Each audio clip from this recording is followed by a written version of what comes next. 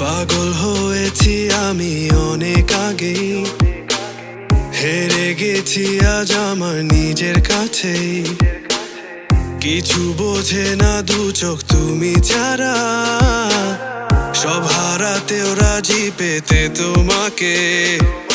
ঝড় হয়ে দিলে সব ধ্বংস করে ক্ষত দেখাবো কাকে? পারবে না থামাতে কেউ আমাকে, সব শেষ করবো নিজের হাতে। প্রতি নিঃশ্বাসে নাম তোমার লেখা আমার মনের ভেতরে।